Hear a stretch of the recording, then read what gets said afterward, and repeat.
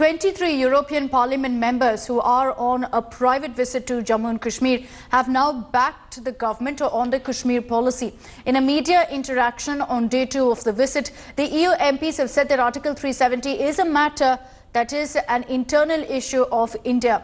The delegation also expressed support to India in its fight against terror and referred to terror as a global challenge. Expressing confidence in Kashmir's development, the EU panel said that Kashmiris want peace. Now, the EU delegation denied interfering in India's internal matter and also added that they will not be submitting any report to the European Parliament. The lawmakers said that Modi government should allow opposition MPs to visit Jammu and Kashmir. This even as the political slugfest continues over their visit.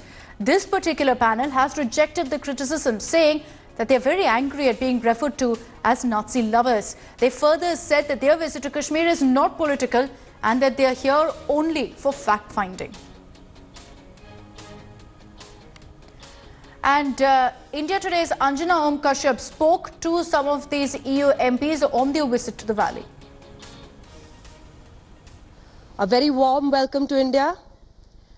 There are 3 parts to my question. At the cost of being repetitive, I just want to set the record straight, so I will be asking 3 different sections of my question. The first would be, how was your experience in Kashmir? The second part is, are you better equipped now, after ground experience, to counter a certain propaganda or how a large section of the Western media has actually connived to portray a very dark image of Kashmir? Are you better equipped to handle those questions or to counter them? And the third part of my question would be, unfortunately, this visit has been in the eye of the political storm in India. How would you respond to criticism that a certain NGO has handpicked politicians with right-wing views, or the very words that you used about Nazi lovers or people suffering from Islamophobia? How would you respond to them?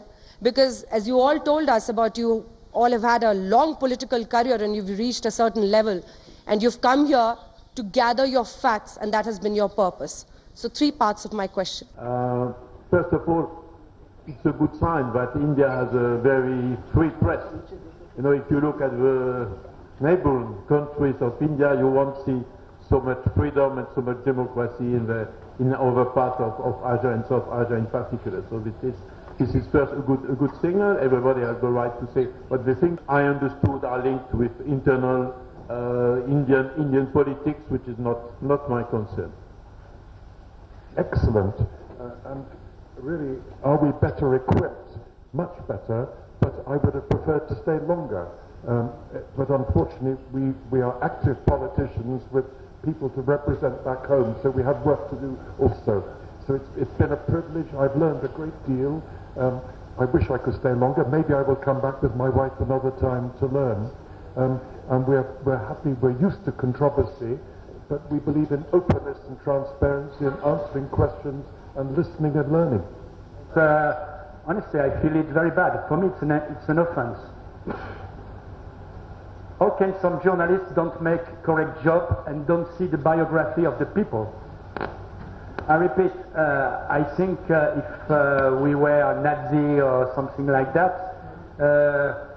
or people in our respective country don't trust us. And it's completely free offense, and honestly, I don't want to interfere about the training of journalists, but you have a free press. But if I can give some advice to some of your colleagues, please study a little bit the biography of the people, except if you want to make propaganda. Second, are we better equipped? Yes, I think not enough.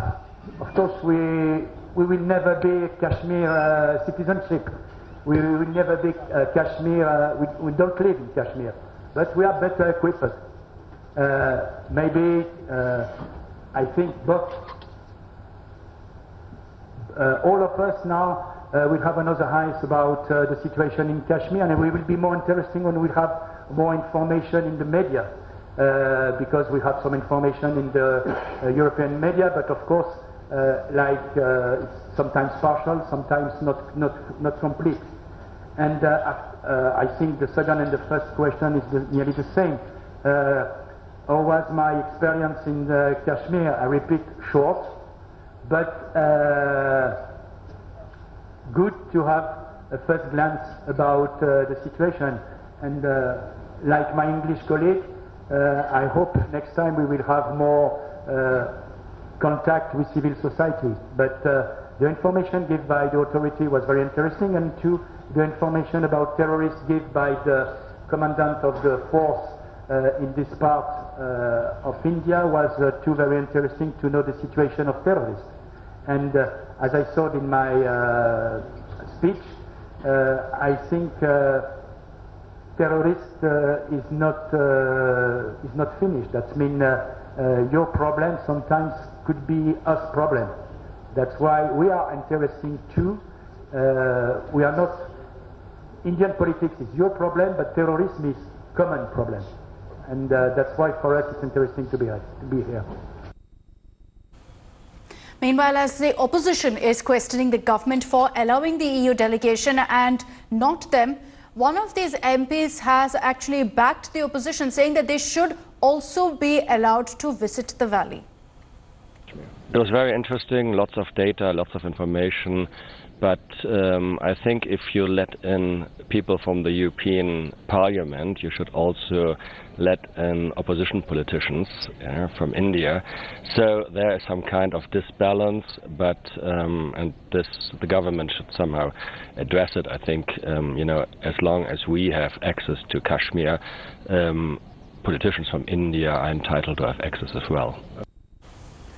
Shuja Al-Haq is joining us with more details on the story. Shuja, the decision that was taken to actually let these members of the European Parliament come and visit Kashmir was possibly to ensure that the right kind of message is sent across and to destroy some of the propaganda that's been spread about what's happening in the valley. But what this has also done is it's also put the government on the back foot in the front, that there are questions about why the opposition MPs aren't then allowed to visit the valley as well.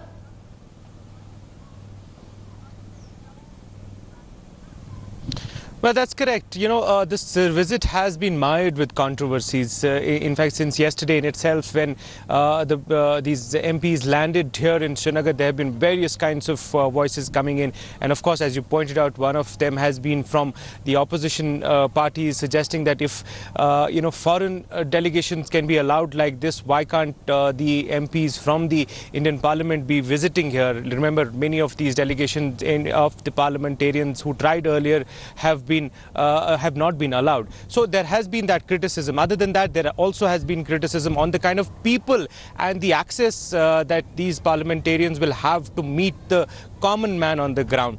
And to that point, even the parliamentarians that who spoke today while they were leaving said that they did not get enough time to meet the cross-section of the civil society. They expressed hope that they perhaps would be able to do that later on, but they said that it was a short visit. They have some understanding of the valley, not entire understanding, but some understanding.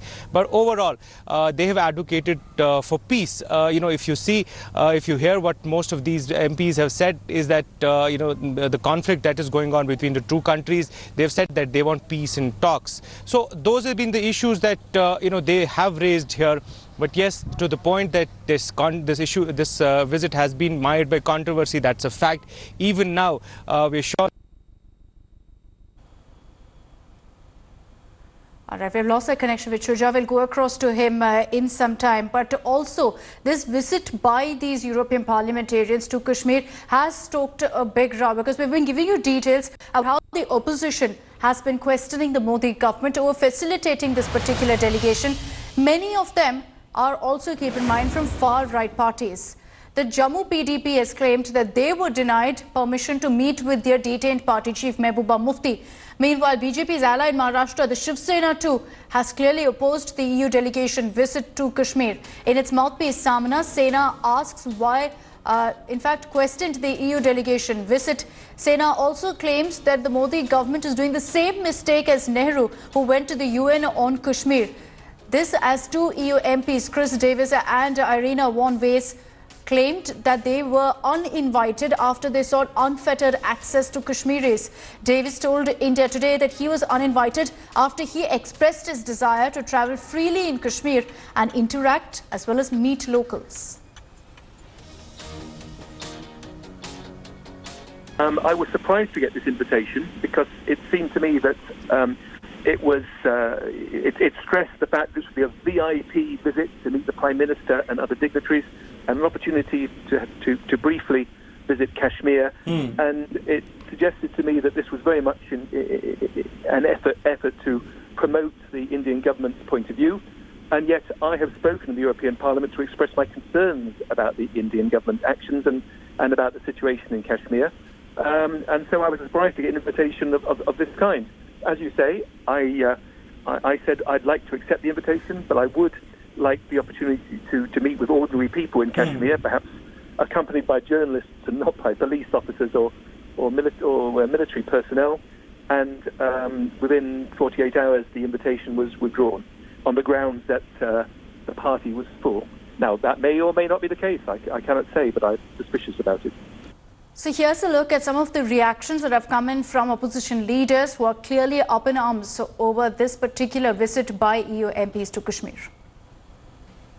स्थानीय लोगों को आप रोके हुए हैं, वहाँ का जनजीवन अस्त व्यस्त अभी भी है, लोगों को परेशानियाँ हो रही हैं, उनका रोजगार खत्म हो चुका है, भारत के अपने देश के नेताओं को आप वहाँ जाने नहीं देते हैं, सांसदों को नहीं जाने देते हैं, वहाँ के जो लोकल बड़े स्थानीय नेता हैं उन्हें आप अलाउ नहीं करते हैं, लेकिन आप बाहर के लोगों को अलाउ कर रहे हैं। तो कहीं न कहीं ये जो बात है वो मोदी जी की दोहरी नीति है, जिसको उन्होंने एक तरह से प्रमाणित किया है कि कश्मीर के प्रति वो गंभीर नहीं है, वो कश्मीर के आड़ में अपनी राजनीतिक रोटी सेकना चाहते हैं। तो कश्मीर भारत का अभिन्न अंग है, था और रहेगा। हम यही तो दावा करते रहे हैं शुरू से। आज वहां पे यूरोपियन यूनियन आएगा, फिर कल यूएस की टीम आएगी, फिर कल यूके की टीम आएगी।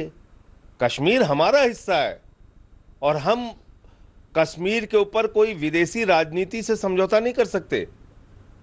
ये प्रधानमंत्री जी की और भारत सरकार की बहुत बड़ी कमजोरी है, विदेश नीति की बहुत बड़ी कमजोरी है। आज जो यूरोपियन यूनियन के लोग कश्मीर के मामले में आ रहे हैं और देखने आ रहे हैं और जांच करने आ रहे हैं, वो कौन होते हैं?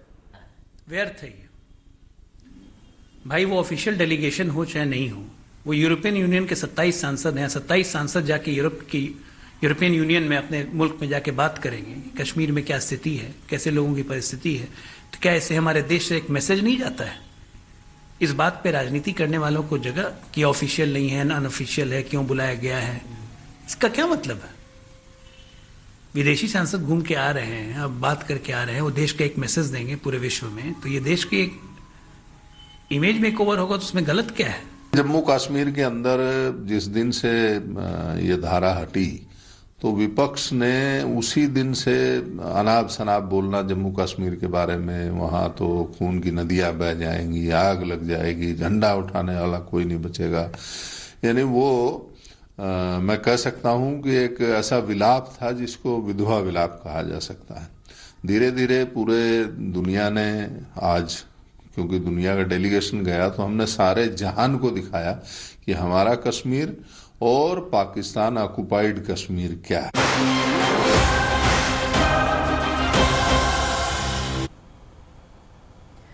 Moving on, Bollywood actor Shilpa Shetty's businessman husband Raj Kundra is under the ED lens. The Enforcement Directorate is currently questioning Kundra in connection to business dealings with Dawood Iqbal Mirchi. The Enforcement Directorate is looking at alleged business links between Raj Kundra and Ranjit Bindra, who allegedly worked at the behest of Iqbal Mirchi. Bindra is the director of RKW Developers and has already been arrested by the ED. ED is also probing links between Bindra's firm RKW Developers and a company that's associated with Shilpa Shetty. This is Essential Hospitality. Raj Kundra earlier issued a statement denying any link with Iqbal Mirchi. He said that the company he owned was sold to RKW Developers and that any loan given to the company in question was after it was handed over to the new owner. Mr. Kundra, would you like to say... Divyesh is joining us live with more details on the story. Divyesh, give us a sense of really what the line of questioning will be for the ED with regards to Raj Kundra.